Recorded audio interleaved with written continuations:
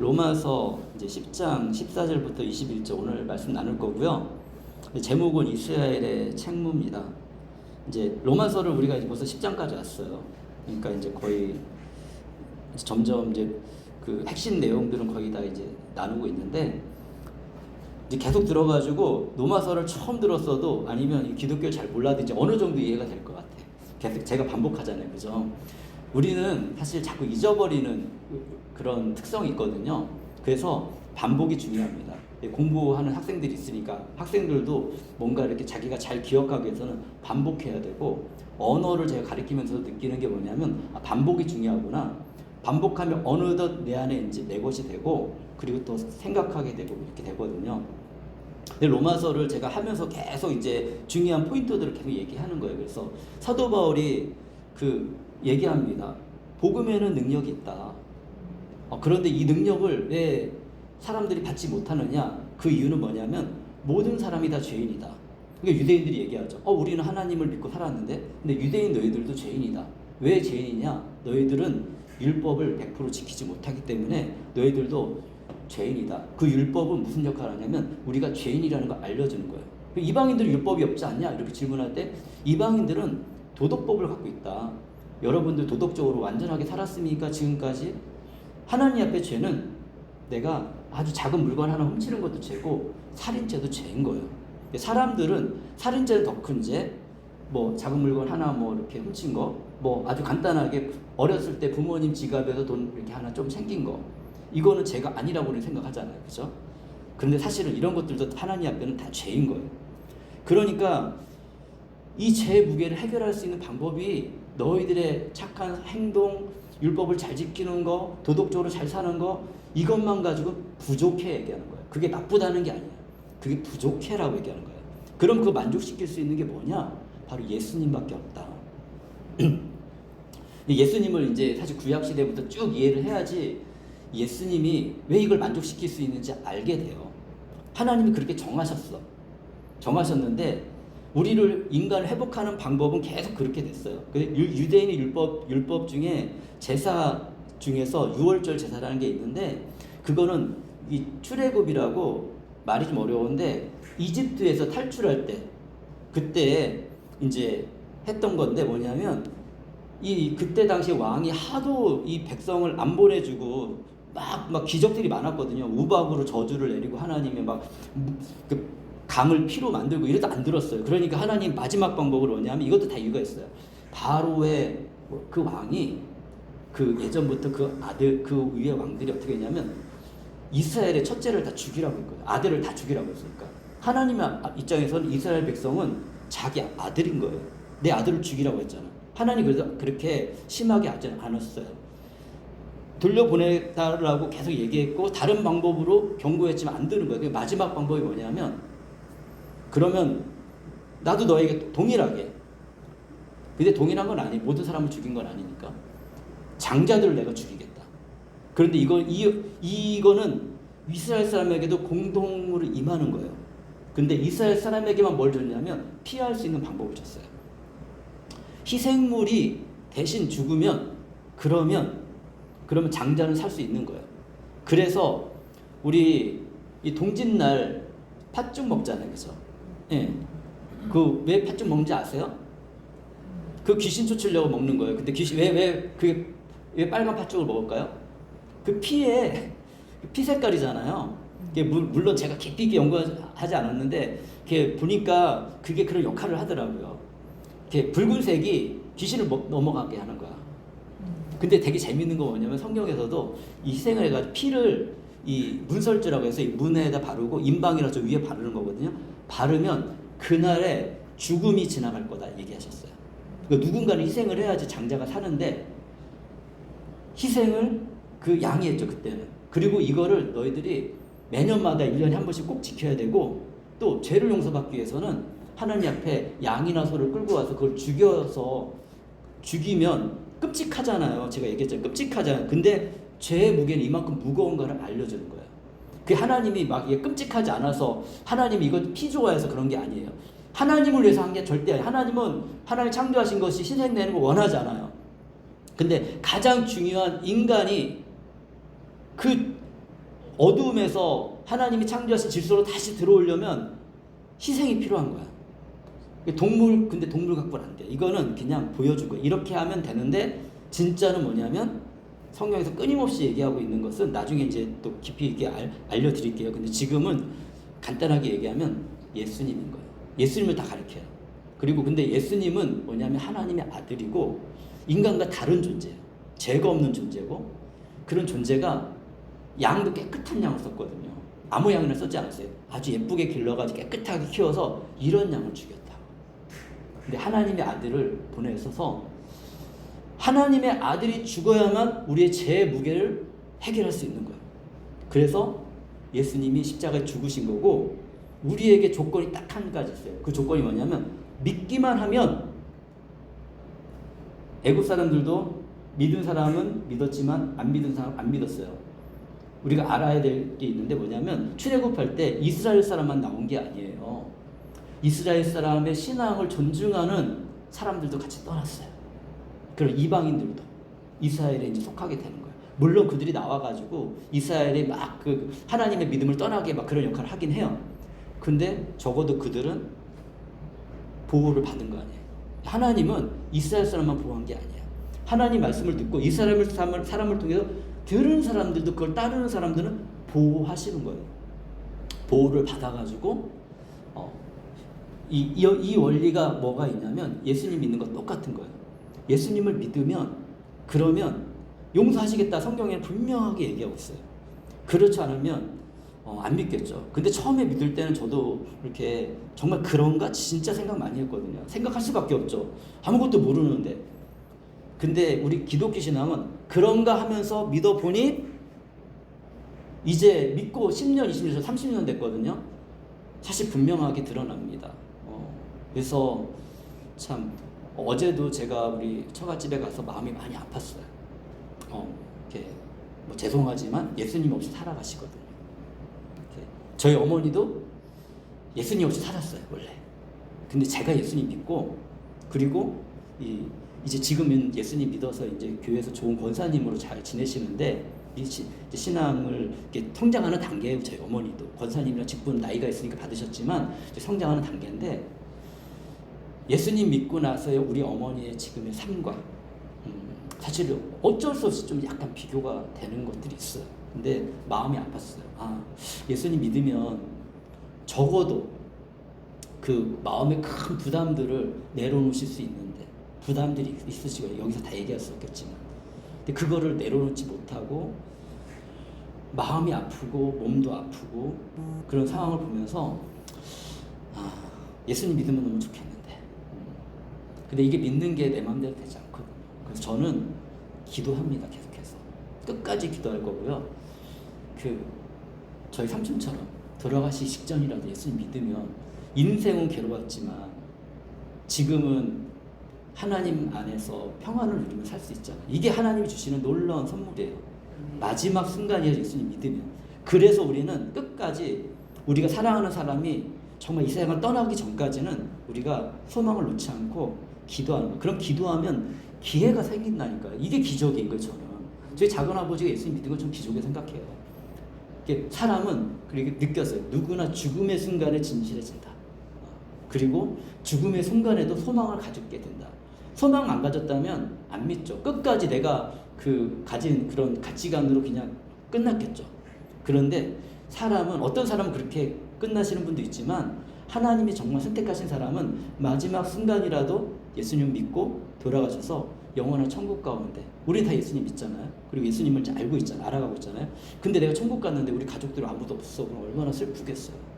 그래서 전도하는 거예요. 근데 막 이상하게 전도하는 것도 아니고 내가 좀 뭘 알아야지. 이렇게 알아야지 전도하잖아요. 그죠? 그러니까 내 삶을 한번 느껴보자. 시간이 있으니까 시간은 사실 기다려 주지 않지만 그래도 어떻게 하겠어요? 내가 모르는데 어떻게 모르는 복음을 주님을 전하겠어요? 오늘 그 얘기 하거든요. 그래서 믿으면 구원을 받는다 이거 얘기하고 있습니다. 이제 본문으로 들어가겠습니다. 10장 14절에 그런데 사람들은 자기들이 믿은 적이 없는 분을 어떻게 부를 수 있겠습니까? 누구도 부를 수 없죠. 저도 누군가 복음을 전해주지 않았으면 예수님을 부를 수 없었어요. 또 들은 적이 없는 분을 어떻게 믿을 수 있겠습니까? 사도 바울은 진짜 상식적인 사람인 거예요, 진짜로. 이게 상식적이지 않은, 이게 신앙을 살다 보면 우리가 상식적이지 않을 때가 있거든요. 물론 하나님 안에서 어느 정도의 이렇게 시간이 흐른 다음에 상식적이지 않은 것들을 좀 우리가 고민해 볼 수도 있습니다. 근데 사실은 대부분은 상식적이에요, 기독교 신앙도. 그래서 이렇게 성경에서 하라고 하면 하고 하지 말라고 하면 하지 않는 거 좋습니다. 성경을 읽어보면서 이게 나쁘구나. 근데 보면은 상식적으로 나쁜 것들 얘기하지, 상식적으로 너무 이상한 거 얘기하지 않고, 우리가 때로는 성경을 모르기 때문에 오해하는 경우가 있어요. 그게 저 같은 사람이 필요해요. 저가 설명을 해주면 그렇구나. 저는 앞뒤를 알거든. 그런데 한 본문만 보면은 오해하게 돼요. 사실 이단이라는 우리 기독교 이단들이 참 많은데, 기독교 이단의 특성이 있어요. 기독교 이단의 특성은 그 성경, 우리 같이 똑같은 성경 가지고 얘기하거든요. 근데 그것만 얘기해야 돼. 앞뒤를 설명하면 안 돼. 그리고 문장의 앞뒤를 보고 설명하고 구약까지 갖고 와서 조금 폭넓게 보고 그 본문을 해석하는 게 아니라 내가 원하는 그것만 가지고 해석을 해요. 그러니까 이상하게 해석하는 거예요. 우리 공부하는데도 그렇게 안 하잖아요. 근데 이상하게 신앙적인 것들을 우리가 생각하면서 그렇게 한다니까요. 그리고 이 영적인 뭔가 이렇게 그런 게 있다는 확실히 느끼는 게 뭐냐면, 되게 똑똑한 사람들도 거기에 넘어간다는 게. 근데 그분들도 사실은 굉장히 뭔가 어려운 거예요. 어려운데 소망이 없고, 사실 교회 가도 좀 답답한 게 있었을 거예요. 이렇게 이제 설명이 필요하고 이해가 필요한데 이럴 시간이 오래 걸리잖아요. 보세요. 이제 로마서 하나 하는데 얼마나 오래 걸립니까? 그렇지만 이렇게 안 하면은 우리 정말 무식한 신앙 갖게 되고, 너무나 쉽게 이단에 빠져서 이단이 말하는 것들이 확 와닿을 수 있거든요. 왜? 당장 잘 된다니까. 근데 이게 뭐랑 똑같냐면, 우리 무당들 찾아가는 건 똑같은 거예요. 왜냐하면 가면가 뭐 잘 모르겠는데 뭔가 사탄이 또 인도하는 게 뭐냐면, 당장 뭔가 잘 되는 것 같이 보이거든요. 근데 끝은 다 안 좋아요. 이단도 끝이 안 좋고, 사실 이게 무당이나 이런 분들을 쫓아가는 것도 끝이 안 좋다는, 우리 사실은 이렇게 좀 보고 있잖아요. 고민해봐야 된다고. 이게 예전에는 우리가 자연스럽게, 저도 그랬거든요. 이거 두려워했어요. 제가 뭐까지 두려워했냐면, 전혀 몰랐는데 그런 환경 속에 살았잖아요. 고등학교 때 제가 경험했던 거거든요. 공원에서 처음 본 사람이 어떤 아저씨야. 저는 학생이었죠. 청년이지 뭐. 근데 그분이 여기 좀 앉아보래. 그러더니 제 손가락을 이렇게 보면서, 당신 올 여름에 그 물가 가면 너 죽을 수 있으니까 절대 가지 마. 근데 이분이 저에 대해서 아무것도 모르고 제 손만 봤어요. 저는 그걸 믿었다니까요. 그 여름에 제가 물가 가는 거 되게 두려워했어요. 안 갔어요. 그래가지고. 근데 생각해보세요. 이분이 저에 대해서 뭘 알아요? 제 가정을 알아요? 제 인생을 알아요? 저는 이분에 대해서 뭘 알아요? 이분이 어떤 분인지 전혀 모르잖아. 거짓말해도 그걸 믿은 거야, 저는. 그게 뭐냐면, 우리의 인간이라는 존재는 이렇구나. 나를 알아야 돼. 저도 그런 존재 경험해봤기 때문에 내가 이런 존재라는 걸 알았어요. 그런 마음, 그런데 그런 식으로 하나님을 믿을 수 있다고요. 그렇게 믿으면 잘못된 신앙에 빠지게 돼요. 끊임없이 성경을, 우리 나라의 민족의 신앙은 성경부터 시작했어요. 이게 너무 놀라운, 우리 참 축복받은 민족이에요. 사대부들이 성경은 아니지만 성경에 대한 내용을 쓰여진 걸 가지고 보다 보니 이게 너무 놀랍고, 그리고 이들이 살면서 경험해 보니 이거 하나님 믿어야겠다 해서 천주교 신앙이 들어왔고, 그리고 기독교 신앙이 들어왔고, 선교사들이 놀랐어요. 아니, 우리가 오기 전에 복음이 먼저 와 있으니까. 그렇게 하나님이 준비시켰다. 이런 민족도 세상에 존재하지 않습니다. 이스라엘 민족 다음에 한국인 것 같아요. 하나님이 그래서 정말 축복하는 민족이고, 우리 민족이 너무 놀랍지 않습니까? 6.25도 겪고, 일제시대도 겪고, 6.25도 겪고.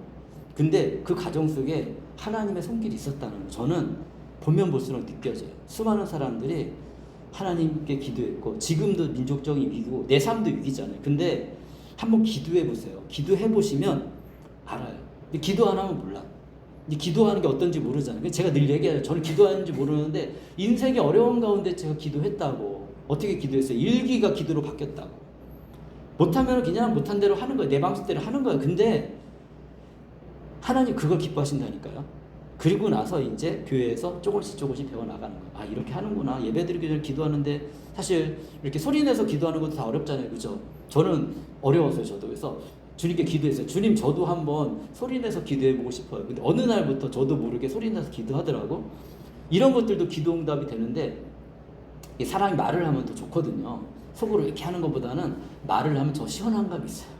그리고 이렇게 또 이게 친밀한 그 관계를 또 맺어가는, 막 이렇게 우리 수요일날 기도할 때는 또 그렇게 기도하지만, 또 평일에 이렇게 기도할 때는 또 조용하게 기도할 수도 있고, 근데 이런 게 너무너무 좋습니다.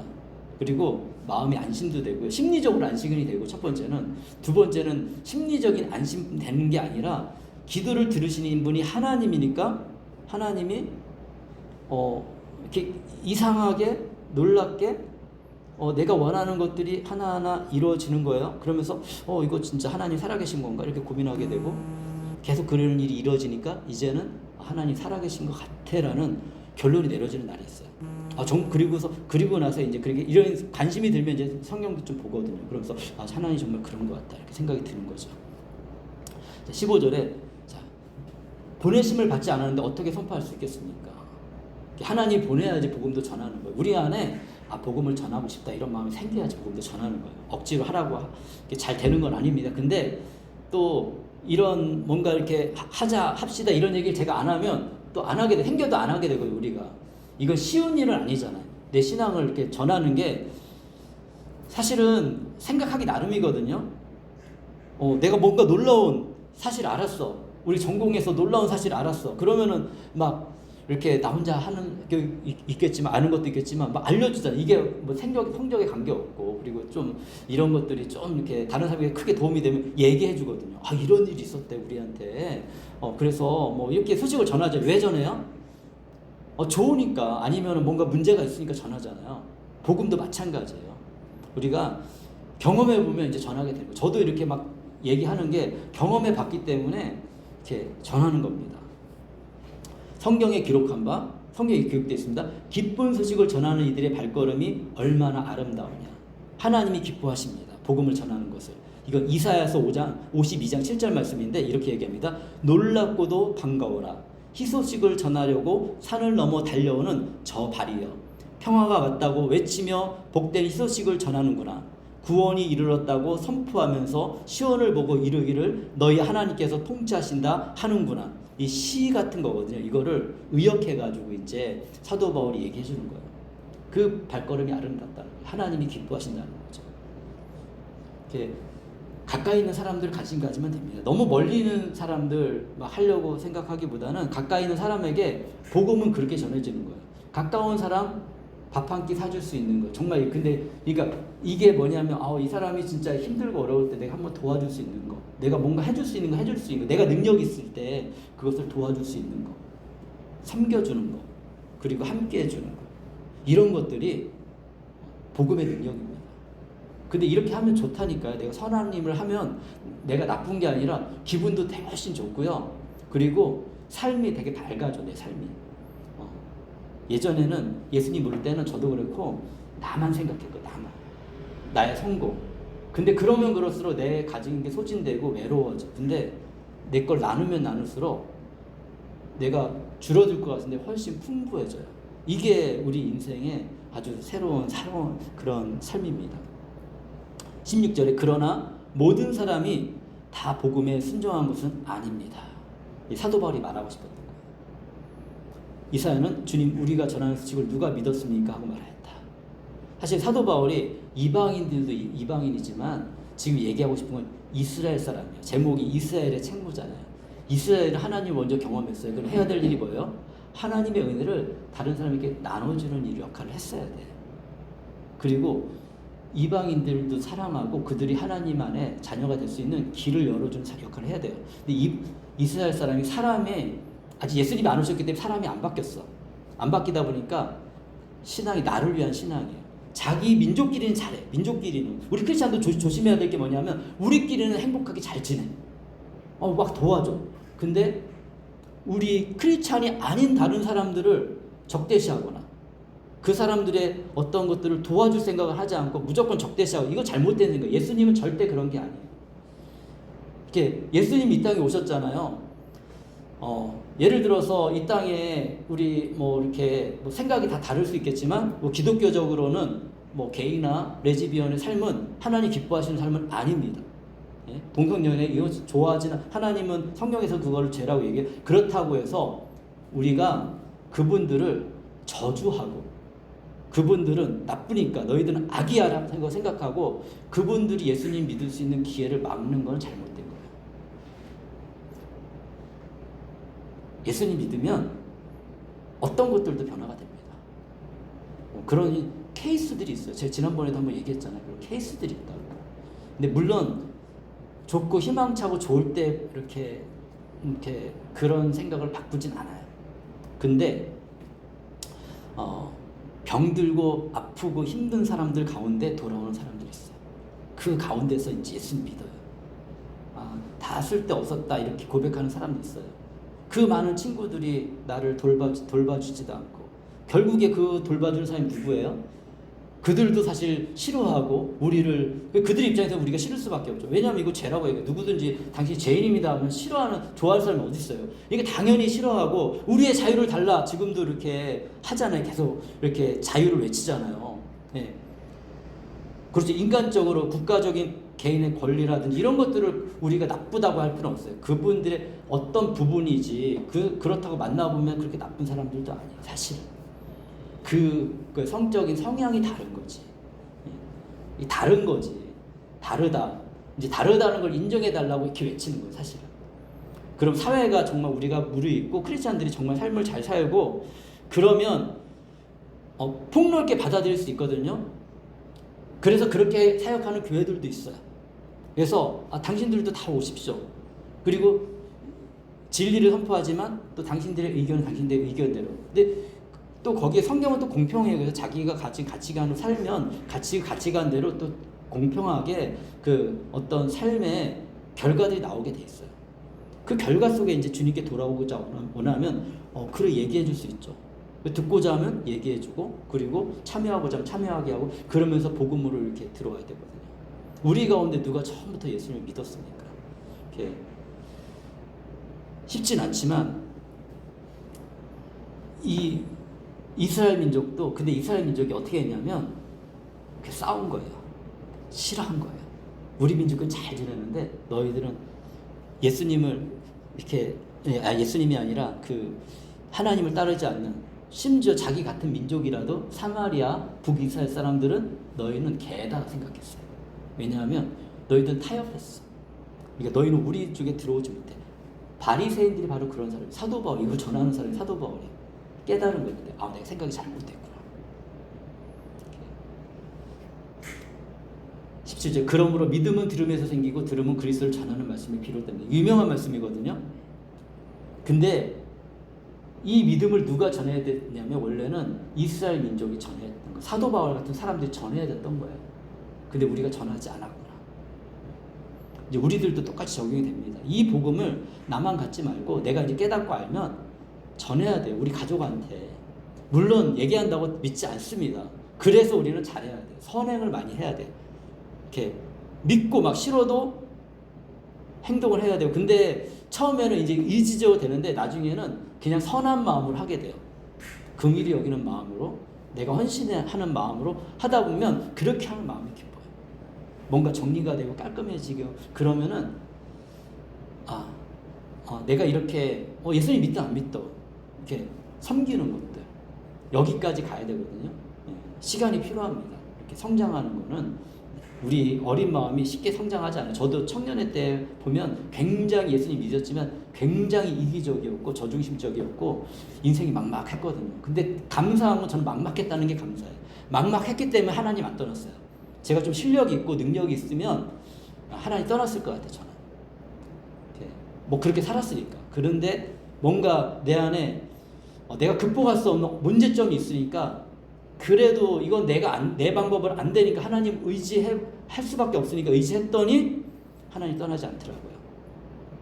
다 복음을 듣지 않았으면 이런 일이 발생하지도 않았겠죠. 그냥 혼자 노력하고 애쓰다가 아마 어제도 우리 아내랑 이제 처갓집 갔다 오면서 잠깐 얘기했지만 내가 만약 예수님 안 믿었으면 우리 엄청 많이 싸우고 우리 부부 관계 진짜 안 좋았을 거다. 얘기했거든요. 정말 그렇습니다. 그래도 예수님 안에 있으니까 보고 배운 게 있고 조금 사람이 그러니까 이 생각을 하며 사는 거예요. 부부 생활도 생각하면서 사는 거야. 자녀를 양육하는 것도 생각하면서 살고, 이렇게. 또 제가 그렇게 안 살면 어떻게 여러분들에게 이런 말을 할 수 있겠습니까? 좋은 걸 전해줄 수 있겠어요? 그것도 저에게 저로서는 되게 좋은 거예요. 좀 더 균형 있는 삶을 살아갈 수 있는 계기가 되는 거죠. 자, 10장 18절에 그러면 내가 묻습니다. 그들은 들은 일이 없습니까? 물론 그렇지 않습니다. 성경 말씀에 그들의 목소리가 온 땅에 퍼지고 그들의 말이 땅끝까지 퍼졌다 했습니다. 이게 무슨 말이냐면 그들은 누구냐면 이스라엘 민족, 유대인, 하나님을 하나님의 자녀들이라고 스스로 생각하고 아브라함의 후손이 스스로 생각하는 그 사람을 얘기하고 있습니다. 이거 시편 19편 4절 인용한 거거든요. 그 소리 온누리에 울려 퍼지고 그 말씀 세상 끝까지 번져간다. 해에게는 하나님께서 하늘의 장막을 쳐주시니 이런 말씀을 가지고 와서 이렇게 그들의 목소리가 온 땅에 퍼지고 그들의 땅끝까지 퍼졌다. 그들은 먼저 들었고 알았지만 그들은 들었지만 19절 내가 다시 묻습니다. 이스라엘이 알지 못하였습니까? 하나님의 이 마음을 알지 못했습니까?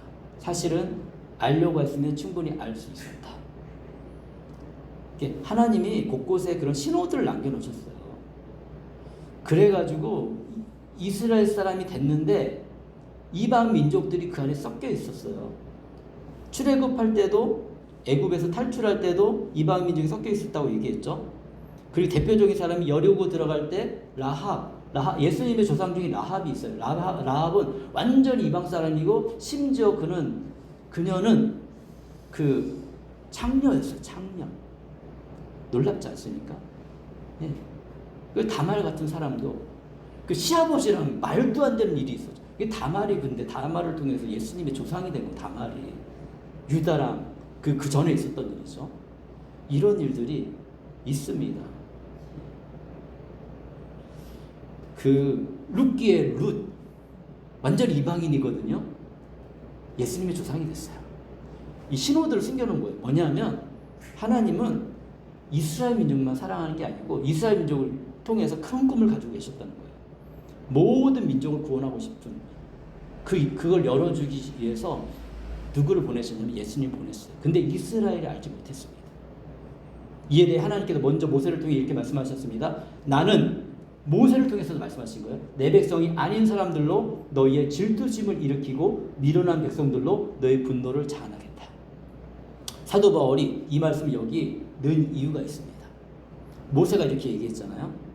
이것을 통해서 하나님이 또 어떻게 행하시냐면 이제 사도 바울 나중에 설명하는 게 뭘 설명하냐면 그래서 지금은 이스라엘 사람보다 더 많은 이방인들이 예수님을 믿게 된 거예요. 그리고 이방인들이 우리 같은 이방인들이 제대로 신앙생활을 해가면서 모범을 보일 때 이제는 이스라엘이 질투하는 거예요. 그래서 이스라엘 사람들이 주님께 돌아올 것이다. 그래서 예수님 믿고 있는 이스라엘 사람들 많이 있습니다. 우리가 알지 못할 뿐이에요. 우리가 이런 사회 구조 속에 살고 있기 때문에 유대인하고 같이 섞여 사는 건 아니지 않습니까? 그러니까 유대인 가운데 예수님 믿고 돌아온 사람들도 많이 있다는 걸 우리는 알지 못하죠. 근데 사실은 상당히 많은 사람들이 예수님을 믿어요. 근데 더 드러나는 사람들은 이런 사람들이 막 왜냐하면 그들에게 있어서 이 사람들을 드러내는 건 그들에게는 좋은 일이 아니거든요. 그러니까 안 드러낼 뿐이고 드러나는 사람들은 어떤 사람들이 드러나요? 유대인들 중에서 사도 바울처럼 유대의 전통을 지켜나간 사람들, 예수님을 메시아를 아직도 기다리는 사람들, 그 사람들은 여전히 지금 기다리고 있습니다. 그리고 이런 사람들이 다큐멘터리나 이거 많이 나와요. 그러니까 우리는 보는 게 다 그런 거 보는 거니까 예수님 믿는 유대인들은 별로 없을 거라 생각하지만 사실은 예수님 믿는 유대인들도 많이 있고요. 그리고 우리의 신앙은 유대인으로부터 시작했습니다. 유대인들이 처음에 예수님 믿었고요. 예수님 제자들도 다 유대인들이고, 그리고 그 유대인들에게 복음을 전했는데 그 중에서 독특한 이 사도 바울이 유대인뿐만 아니라 이방인들도 하나님이 복음을 전하는 거. 근데 하나님이 어떤 사람을 들어쓰셨느냐? 유대인 중에 유대인이고 바리새인 중에 바리새인이고, 정말 이 사람은 마음이 꺾일 수 없는 그런 사람을 어떻게 했습니까? 눈이 안 보이게 하신 거예요. 그리고 기독교인이 와가지고 기도해주니까 눈이 떠버린 거예요. 그러니까 이 사람이 놀란 거죠. 그러면서 이 사람이 갇혀있던 어두움의 이런 하나님을 믿어도 어두움에 갇혀 있었던 이런 사상이 확 바뀌어버린 거예요. 예수가 나는 가짜고, 그리고 예수는 우리의 적인 줄 알았는데 예수는 진짜 하나님의 아들이구나. 그러면서 제자들과 교제하고 혼자 묵상하고 그러면서, 왜냐하면 성경 말씀 이 사람은 잘 알잖아요. 묵상해 보니 예수님이 그분이라는 확신이 든 거예요. 그래서 그 이후로는 유대인들을 향해서 이제는 예수님이 그분이시다. 유대인들이 사도 바울을 죽이려고 했어요. 불편하거든요. 유망주가 똑똑한 사람이 어느 날 갑자기 예수가 주라고 얘기하니까. 사실 우리들도 똑같은 경험을 당합니다.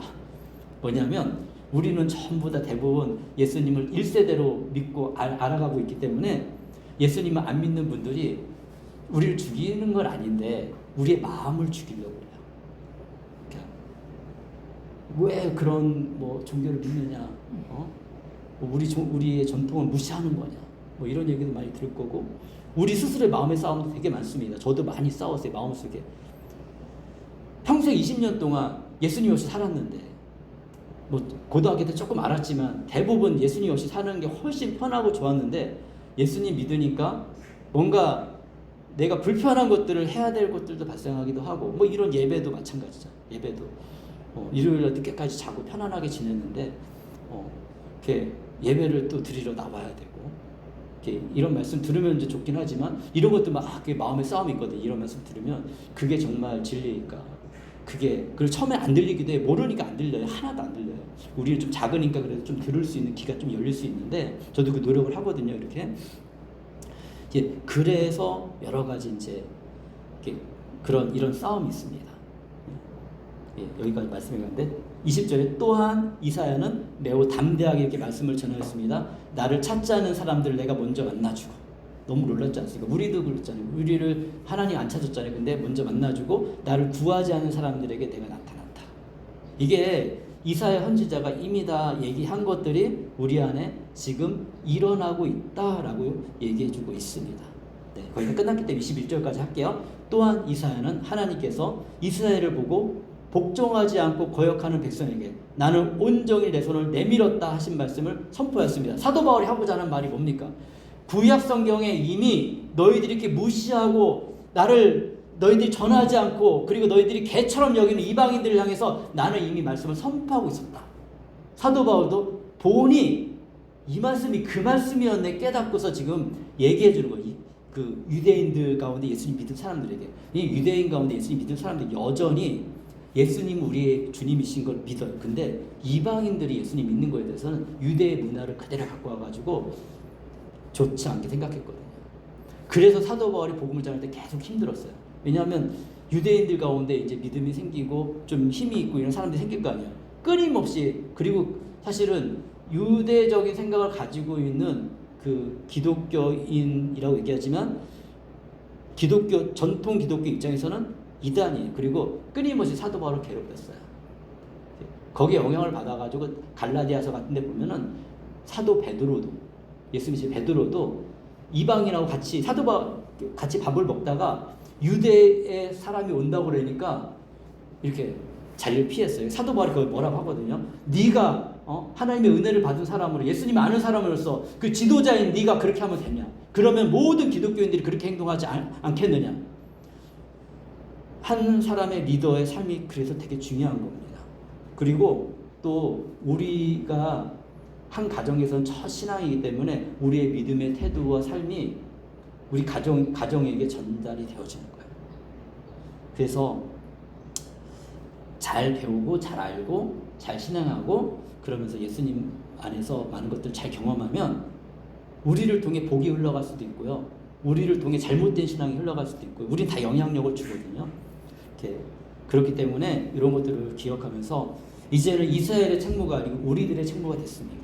이런 걸 알게 됐잖아요. 그러면 예수님을 믿고 이제는 우리가 가족을 위해서 기도해야 돼요. 가장 먼저는. 그리고 또 내 소중한 친구가 있다면 소중한 친구를 위해서 기도해줘야 되고. 누가 기도하겠습니까? 예수님 알고 있는 믿는 사람이 기도하는 거죠. 예, 그러면 놀라운 경험을 여러분의 인생 가운데 하게 될 겁니다. 제 삶도 그랬지만 저를 통해 복음을 들은 많은 형제 자매들의 삶이 그렇게 되었어요. 네, 이거는 이미 많은 경험을 통해 확신했기 때문에 제가 이렇게 말씀을 드립니다. 기도를 시작할 때 하나님이 일하십니다. 끝까지 기도하셔야 돼요. 끝까지. 네. 나에게 예수님을 전해준 사람은 누구인가요? 생각해보고 그분을 축복하는 기도 하셨으면 좋겠고, 나에게 손을 내미신 하나님의 말씀을 듣고 순종하고 살고 있나요? 이게 쉽지 않지만 조금씩 순종하시다 보면 놀라운 하나님의 은혜를 경험할 수가 있습니다. 네, 이 시간에 제가 음악을 틀어드릴 테니까 잠깐 우리 기도하는 시간 갖도록 하겠습니다.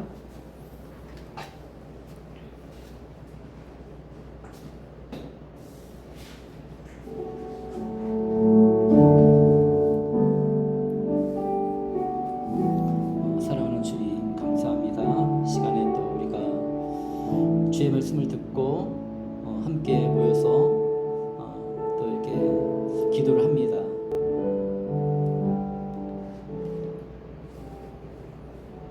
제 기도하겠습니다. 사랑하는 주님, 감사합니다. 오늘 또 우리가 함께 예배를 드렸습니다.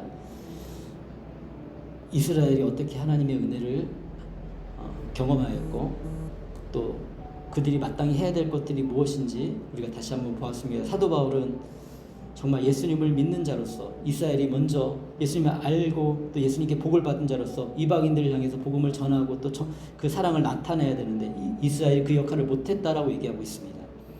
우리는 크리스찬으로서, 예수님의 자녀로서, 하나님의 자녀로서, 예수님의 제자로서 우리 삶을 또 어떻게 잘 살아가고 있는지, 복음을 또 전하면서 영혼들을 구원하고 있는지 또 생각해보는 말씀이었습니다.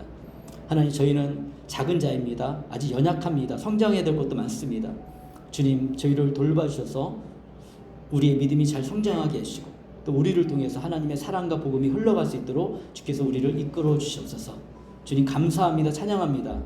이번 한 주도 주님께서 우리를 돌봐주시고 인도하실 것을 믿습니다. 주님을 찬양하며 주 예수 그리스도의 이름으로 기도합니다. 아멘. 지금은 우리 주 예수 그리스도의 은혜와 하나님의 사랑과 성령님의 함께하심이 예수님을 믿고 그 믿음 안에서 순종하며 한 걸음씩 믿음의 삶을 살아가는, 또 복음을 전하며 살아가는 모든 믿음의 사람들에게 하나님의 돌보심과 인도하심과 축복하심이 영원까지 함께 있을지어다. 아멘.